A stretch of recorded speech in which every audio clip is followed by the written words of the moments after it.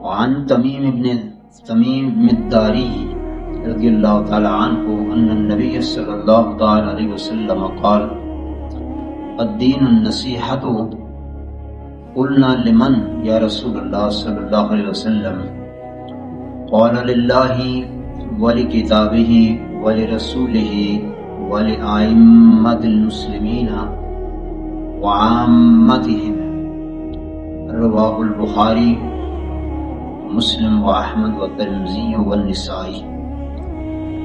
ان اللہ وملائکتہ یصلون علی النبی یا ایھا الذین آمنوا صلوا علیہ وسلموا تسلیما۔ اللہم صل علی سیدنا ومولانا محمد وعلی آل سیدنا ومولانا محمد بارک وسلم وصلی علیہ۔ میرے بھائیوں دوستوں، میں نے 2 احادیث آپ کے سامنے تلاوت کی ہیں۔ پہلی کا ترجمہ حضرت معقل بن یسار بیان کرتے ہیں کہ میں نے رسول اللہ صلی اللہ تعالی علیہ وسلم کو فرماتے ہوئے سنا ہے کہ ہر وہ بندہ جسے اللہ تعالیٰ نے رعایا کو حکمران بنایا مگر اس نے خیر خواہی کے ساتھ اپنی رعایا کی نگہبانی کا فریضہ سر انجام نہ دیا تو وہ جنت کی خوشبو تک نہ پا سکے گا۔ دوسری حدیث پاک حضرت تمیم داری رضی اللہ تعالیٰ عنہ یہ فرماتے ہیں کہ رسول اللہ صلی اللہ تعالیٰ علیہ وسلم نے ارشاد فرمایا کہ یہ میرا دین سراسر خیر خواہی کا نام ہے۔ تو ہم نے پوچھا یا رسول اللہ کس کے ساتھ خیر خواہی، کیسی خیر خواہی؟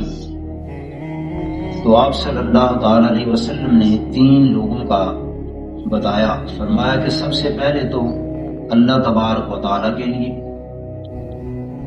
دوسری خیر خواہی کتاب کے لیے، تیسری رسول کے لیے، چوتھی مسلمانوں کے لیے، اور 5ویں مسلمانوں کے حکمرانوں کے لیے۔ 5 لوگوں کے ساتھ خیر خواہی کرنا نبی اکرم صلی اللہ تعالی علیہ وسلم نے بیان فرمایا۔ اب پہلی خیر خواہی ارشاد فرمایا کہ یہ اللہ کے ساتھ خیر خواہی۔ اب بندہ اللہ کے ساتھ خیر خواہی کیا کر سکتا ہے اور کیا کرنی چاہیے؟ اللہ رب العالمین پوری کائنات کا خالق بھی ہے اور مالک بھی ہے، رازق بھی ہے، اور سب کچھ وہی ہے، اور تنہا کائنات کا معبود ہے، اور ہر چیز اس کی عبادت کرنے والی ہے۔ عزت اس کے ہاتھ میں ہے، ذلت اس کے ہاتھ میں ہے، زندگی اس کے ہاتھ میں ہے، موت اس کے ہاتھ میں ہے، اور وہ علی کل شیء قدیر ہے، جو چاہے وہ کر سکتا ہے، اسے کوئی روک نہیں سکتا۔ تو اللہ کے ساتھ خیر خواہی یہ ہے کہ سب سے پہلی تو یہ کہ بندے کو چاہیے کہ اس کا کوئی شریک نہ ٹھہرائے، اس کی ذات میں، اس کی صفات میں کسی کو شریک نہ مانے کہ اس جیسا کوئی ہے، اس جیسی کسی کی ذات ہے، یا اس جیسی کسی کے اندر صفات خود بخود موجود ہیں۔ دوسری بات یہ کہ اللہ رب العالمین نے جو فرائض ہمارے اوپر اپنی عبادت کے نازل فرمائے ہیں، نماز ہو گیا، روزہ ہو گیا، حج ہو گیا، زکوٰۃ ہو گئی،